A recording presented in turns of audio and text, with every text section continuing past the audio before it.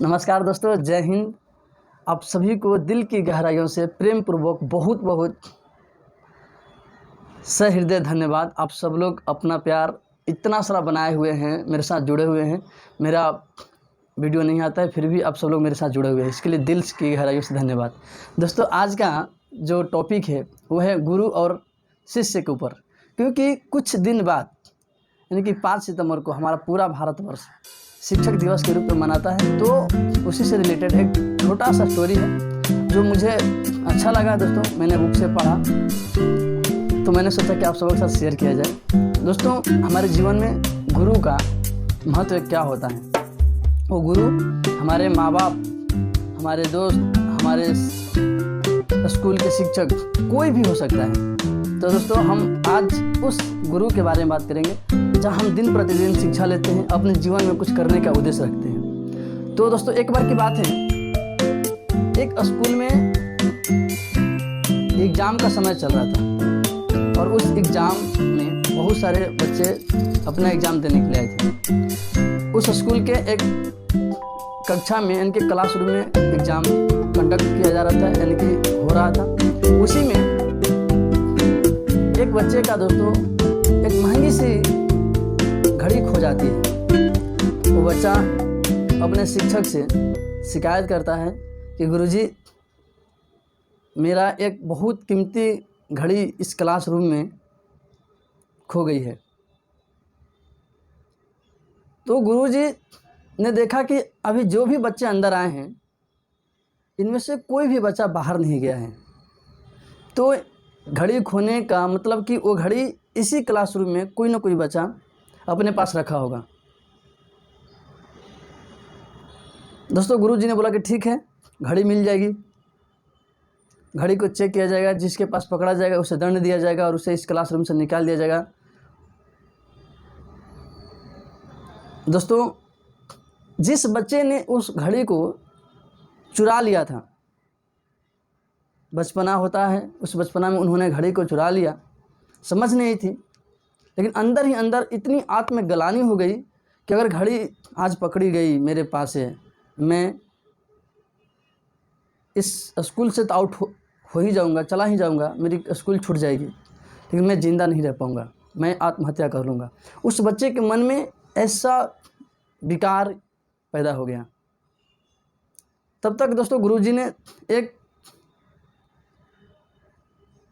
तरीका निकाला कि घड़ी तो इसी क्लासरूम में है, हम ऐसा तरीका निकालते हैं कि घड़ी भी मिल जाए और जो बच्चा लिया है उसकी पहचान भी ना हो और वो बच भी जाए, और उसे इस गलती का अगर एहसास हो तो जीवन में कुछ बड़ा भी कर जाए। अगर हम तरीका नहीं निकालते हैं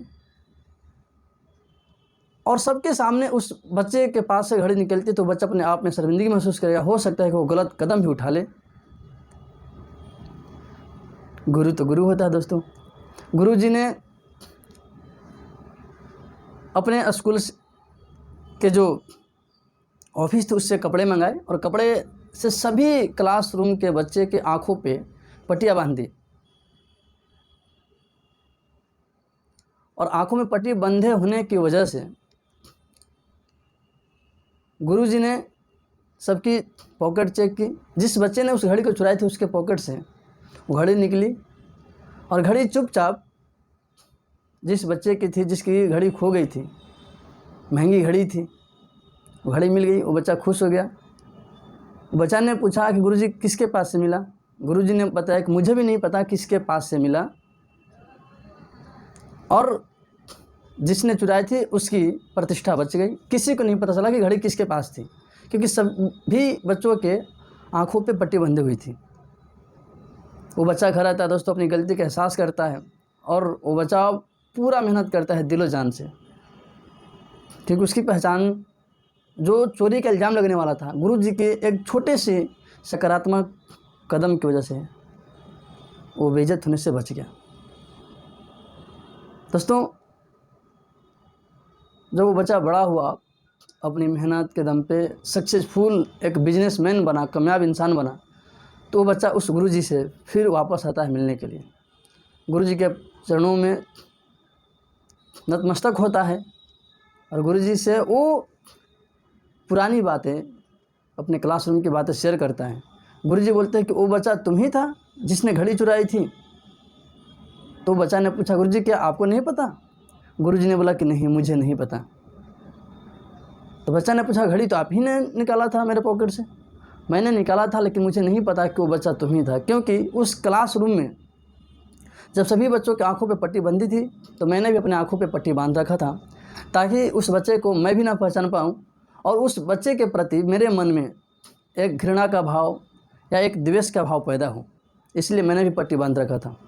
दोस्तों, ये शब्द सुन करके वो जो सफल बिजनेसमैन बन चुका था बच्चा, उसके मनों में गुरुजी के प्रति और भी सम्मान का भाव और भी इज्जत का भाव बढ़ गया कि शिक्षक कितने महान होते हैं।